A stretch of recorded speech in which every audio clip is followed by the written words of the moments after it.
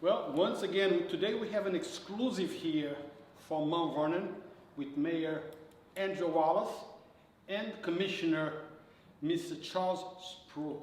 Did I say it right? Carlton Spruill. Carlton Spruill, my accent. But you guys got used to it already. You know, today we have something important to tell. Yes. Something that just happened after, actually November, after last month. Yeah. So please tell us about those two things, Mayor. Well, we were able to streamline the water department under the great leadership of, Commissioner Spruill. And by putting things together, not only was he able to put together the amnesty for the people to catch up on their water rates, but now that he see that how things are operating and get everything into place, he was able to give a actual tax cut through the water department. 3%. 3%. So we went down from 375 for 100 cubic to 365, correct? Correct. When we translate this to benefits to the city, to the residents of the city, how is this going to actually impact? How much is the savings on an average? This is not just for the residents, it's also for the commercial, correct? Correct. So how is this going to benefit them in money-wise? The 3% is actually dropped to 3.64%, and the minimum rate from 0 to 1,800 square feet, so they're getting more water for their minimum rate as well. All right, it's going to be about $425,000 in savings to the actual taxpayer. All right, across the actual residents. How do I want to say that? Across the taxpayers who are actually carrying meters. All right, so it's almost $500,000 savings. All right, that 3% will be extremely noticeable.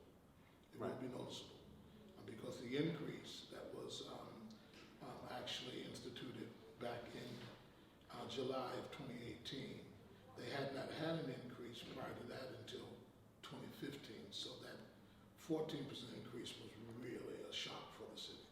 Now, Mayor, I've been following you and the prior administration for a while now. Yes. And I heard many things about the water, it's not drinkable, it's not potable, and you made this to be one of the paramount of your administration, Yes. the water issue. Yeah. How happy are you with your accomplishment on that? Well, I'm super happy. I came in looking at the water department as a slush fund, situation where from years people have been using it to funnel money out for other projects, and it was about to, for me to close the door for that. As you see, it allowed Lawrence Bakari, who's on trial right now, to funnel out an extra $365,000 for the ex-mayor's, personal attorneys. And not only that, there was many things bought out of there, TVs, iPads, cars, all kind of things, parties, city fests, all these things that we really not supposed to spend the water department money on. So I'm very excited about it because one, I know that we do have the best water in all of Westchester County because we're tied in with New York City, who has some of the best water. So the water quality is always good and always drinkable, and we were able to start to install water fountains here in City Hall that I tell everybody all the time happens to be the best drinking water around because I go downstairs to that water fountain all the time. So it's great knowing that we have totally revamped it and able to bring in and have it, and I'm excited just to have Commissioner Spruill take the position because we talked about it for quite some time, and you want to put somebody in place with the right integrity and the right business skills and management skills to be able to do these things. And I'm just extraordinarily happy with all the work that he's done and everything that I thought would come to fruition with moving the water department forward, fixing it, putting in safeguards and all of the things was all implemented by the commissioner that took place to be in charge of it. And it took a lot off me because a lot of folks say, how are you able to get so many things done in such a short time? And it comes from just having the right people and setting up a mission, and then we just execute that mission. And like I tell everybody, it's not about what I did. It's not me. It's the people that I work with, because just having Commissioner Spruill downstairs, I don't have to think about the water department. Now I can focus on something else in a different part of the city because I know it's in good hands. Actually, I was speaking with the commission just before this interview, and we were saying that it's great to have good people, but it doesn't matter if you have the best leadership unless the people of your city can benefit from the leadership that they have in the City Hall and walking through. That's true. Do you think they're now feeling the benefits of your team? Absolutely. I see it and I hear it every day I walk the streets, Many people are like, wow, we're excited with what you've been doing, and they're thanking us. And the city has been, moving forward smoothly. You don't see the bickering, you don't see the fighting, even crime is way down. Our streets is cleaner. We're paving our streets, getting those things done. So, and people see everything that's getting done inside and outside the City Hall. So they're extremely happy. I didn't think that, I knew we would get a lot done, but I didn't think we would get so much done. But when you get the right people in place and then, you just direct them to do something and they take it from there, and I don't get in their way, I don't tell them what to do, and they're able with their skills to make it happen. And you just have to trust in the people that you put in place. And it's paid off, Years ago, I remember hearing from Mayor Koch in New York City, a famous line from him, "How am I doing?" Well, we're going to make this episode, "How did I do?" Yeah. For you. How am I doing? Okay. I remember that. Remember that line? Yeah. So now it's Mayor Wallace saying, "How did I do in the last few months?" So Yes. people are happy, but that doesn't mean that it has not been any friction. It has been, but that's to a certain point that is normal. You will never get everybody to agree to everything. It's just impossible. As long as you can get most of the people to agree, there will always be someone you can't satisfy, and I'm good with that. And I always tell people in this way. I say, look, no matter what, even Jesus Christ couldn't convince everybody, and look who he is. All right. There's still people that don't believe. Exactly. There's still non-believer. But Mayor, there is certain things that we can live with, and there is the things that we cannot live with in regards to differences. It was about 3 or 4 weeks ago, I'm not sure, that I came to see that brand new state-of-the-art fire truck that arrived in Mount Vernon. Back then, 2 or 3 weeks ago, we were expecting 2 new trucks. Yeah, one's supposed to be coming today, I believe. Today? Yeah, later on today, and another one is supposed to be coming by the end of the week. My sources telling me that money is not being released. Well, the money is there for the fire trucks. We've drawn down on the money months ago. The controller has the money, so it's up to the controller. We know if she has the money, and we know the money being there even before you got there, Mayor. But that's not the question. The question is, why isn't that money being released to pay for those trucks? That's a question that we have to ask the controller. Why isn't she paying? Turning it. Well, she comes up with so many different things. That the legislation was defective, that she didn't know anything about the trucks, that she didn't know where the money's coming from, and it's all not true. She knows where it is. We've given her all the paperwork. She has all the documents. She drew down on the money. She collected the money. She's been holding the money, and she just is refusing to pay it at the moment. But I already made it clear that if she doesn't pay the money and we lose that money, because this is grant money. We've been doing all these different things with grant money and through the CDG funds and things like that. Instead of giving that money to developers and things like that, we decided to give it to the people and invest in our infrastructure, our street lights, our paving, all those different things. And right now we have invested in these fire trucks, and we even have one more that we're gonna bring in, a big ladder truck next year that we're paying for. So the contracts is done. HUD sent us the money. She's got the money. HUD documented she has the money, that they sent for it.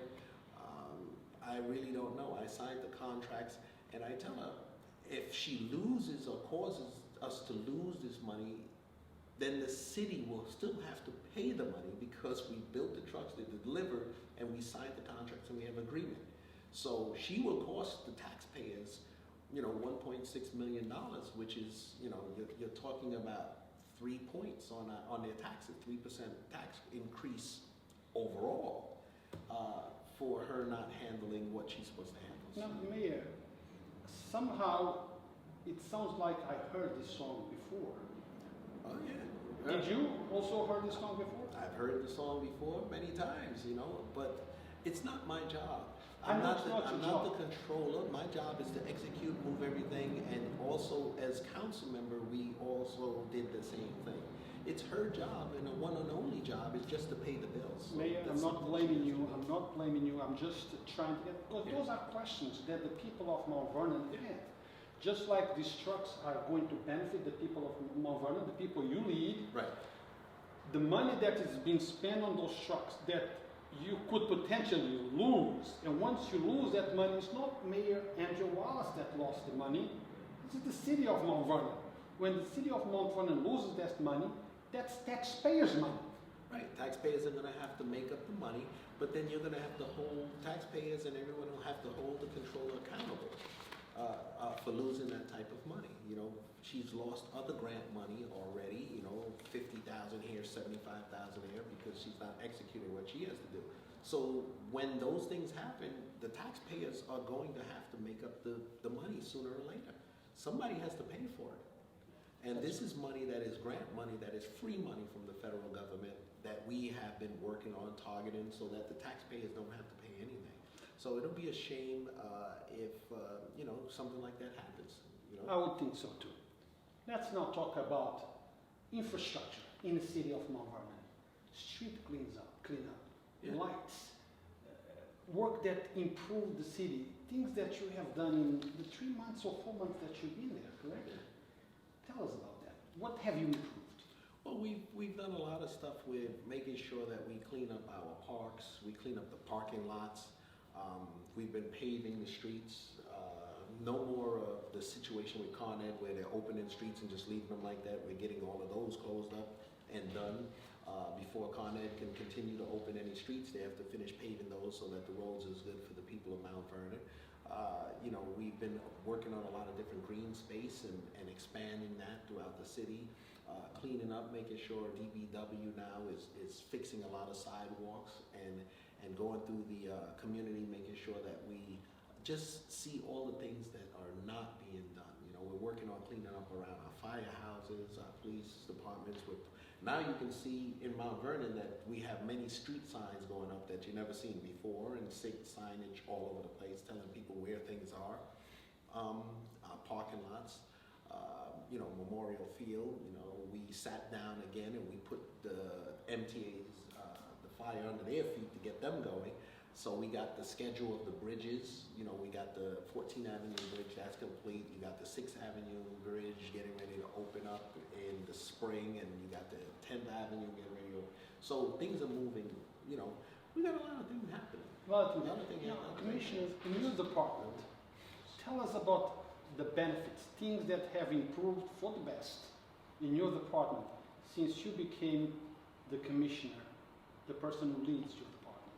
It's been a rewarding experience to work with the team downstairs. Customer service has been heightened.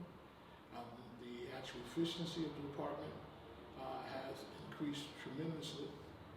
The infrastructure team that's headed by our Superintendent of Water, Mr. John Marina, is absolutely excellent. I praise them for their hard work and effort. The facilitation of the department in terms of its administration, the facilitation of the administration of the department is absolutely moving in the right direction very, very quickly. We're advancing technology. Come January, February, the team will begin to train for the new advancement for the management system of the water department. So we'll be going away for 3 or 4 days for our training sessions. So the administration is going to actually be working with a system that operates out of the cloud. So the technology has been changed.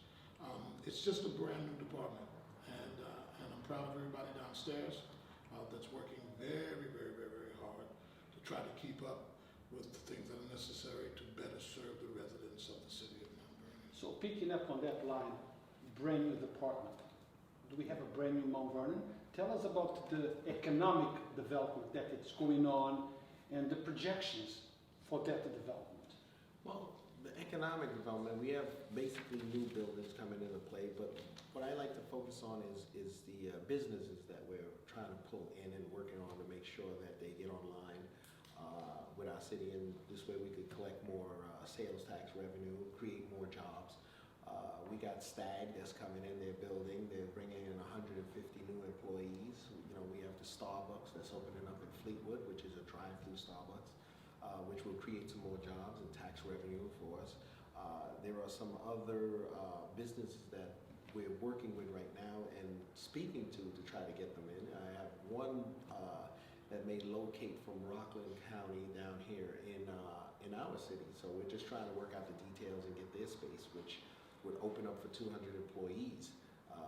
So it's a good time to be able to work on all of these different things, because we have to increase our business revenue to bring in and find different streams of money to come in, because under the conditions Mount Vernon is in at this current time, if we keep on the path of not going in that direction, it becomes unsustainable. You know, you just can't count on creating housing and without creating jobs and creating business revenue and streams of money that is going to offset the taxes, because right now Mount Vernon's people are underserved and overtaxed.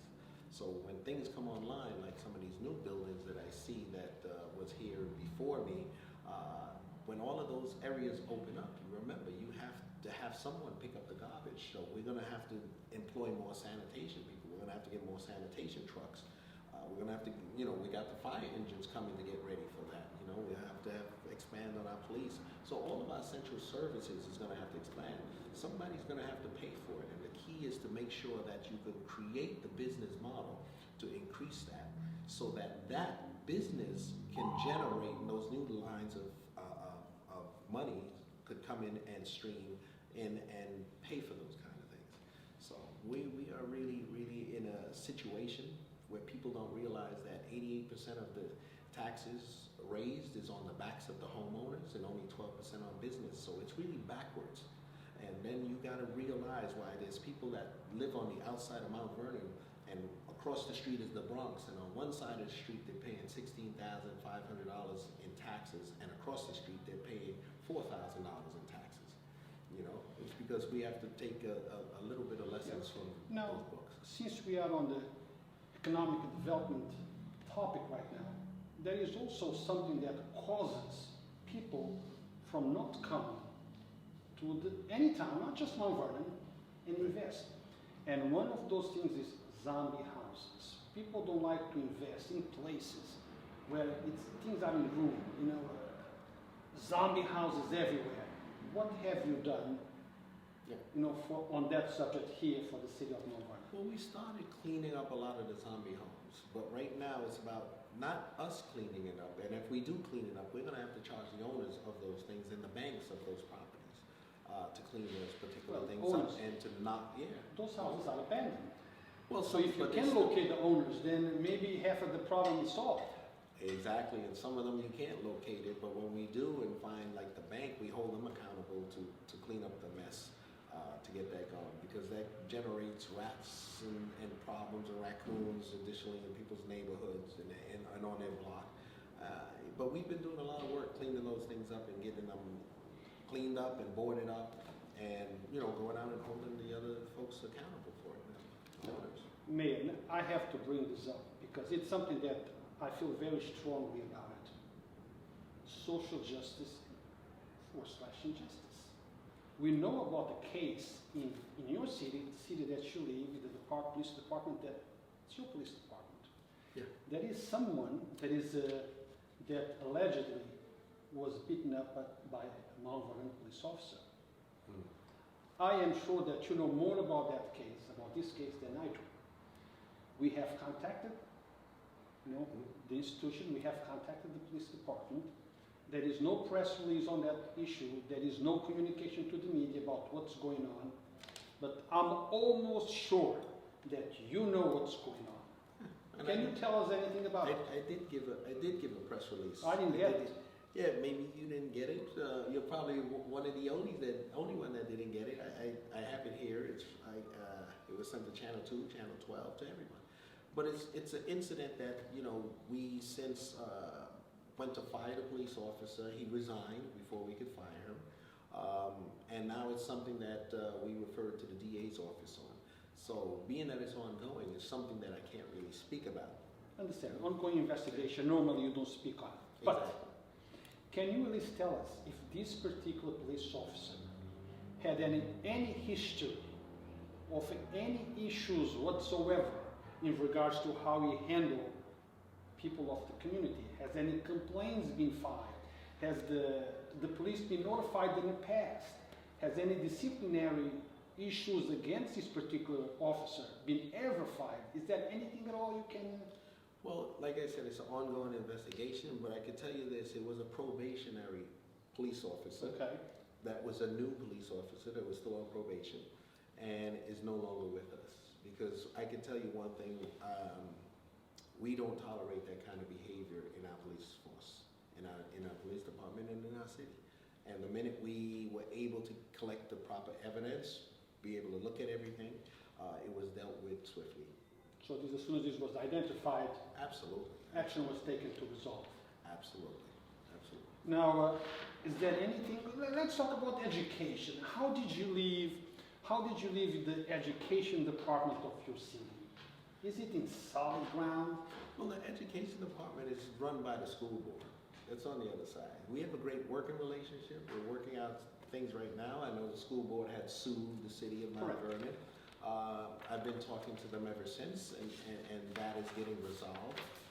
So that should be out of the way before I even leave here.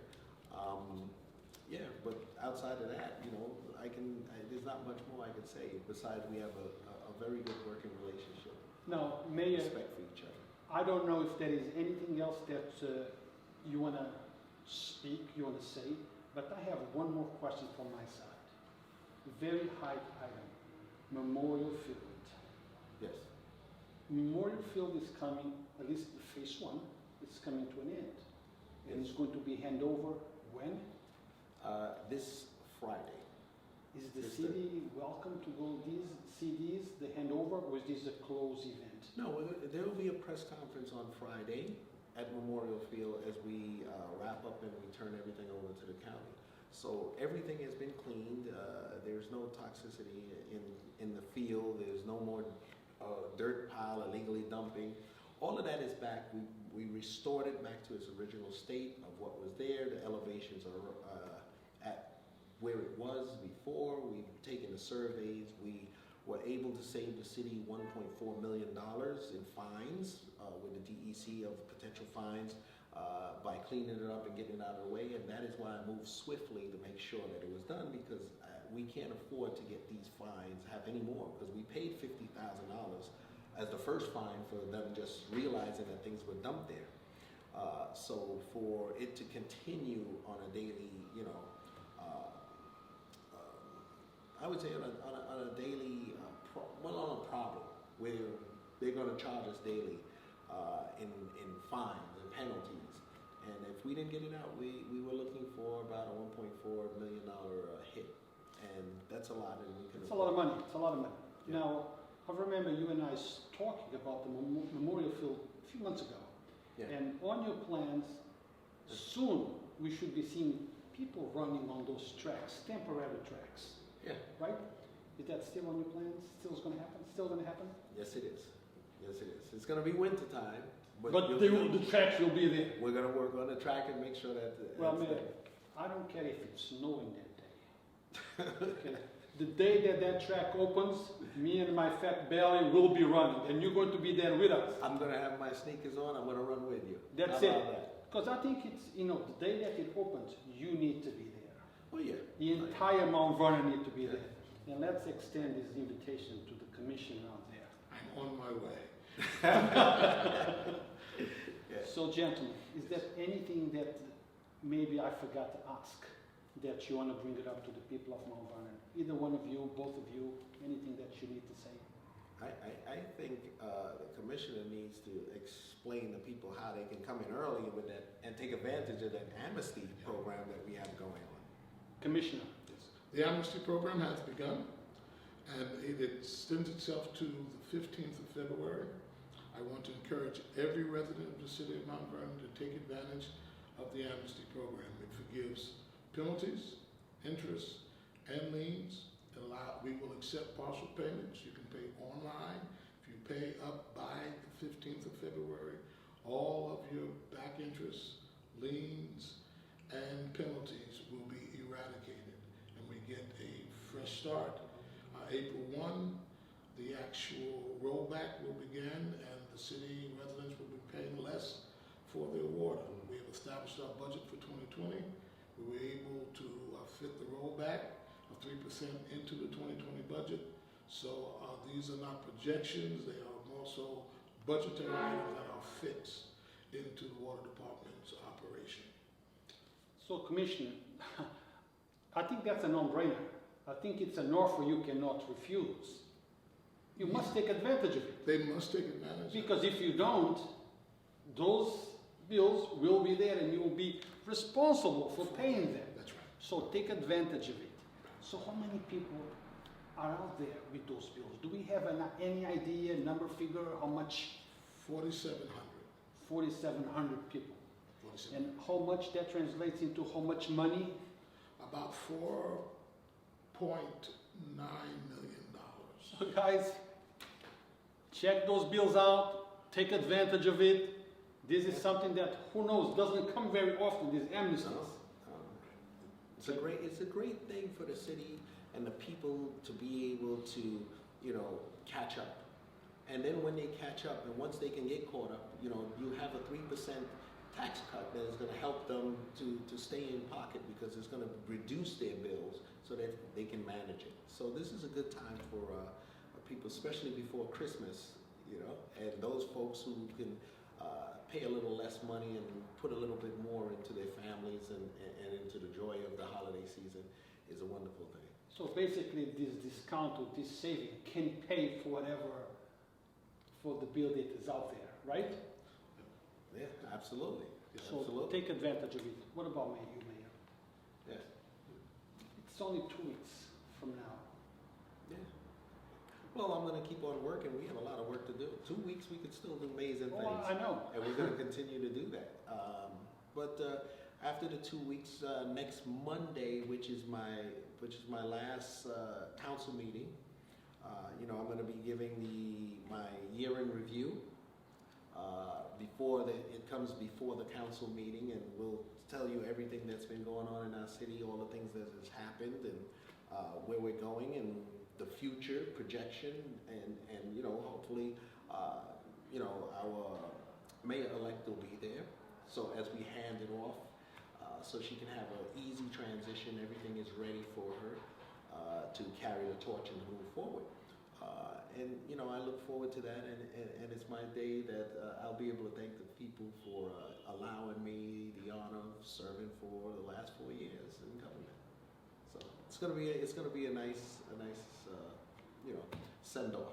Good. On that note, we're going to end this interview. So now it's up to you guys. Leave a feedback, make a comment, let us know how did Mayor André Wallace did for the last 4 months of his administration, the progress, if you were happy, the things that maybe could have done differently, the things that you think were the most beneficial to the community, to the city of Mount Vernon. Let us know how you feel. At the end of the day, it's all for you, people of Mount Vernon.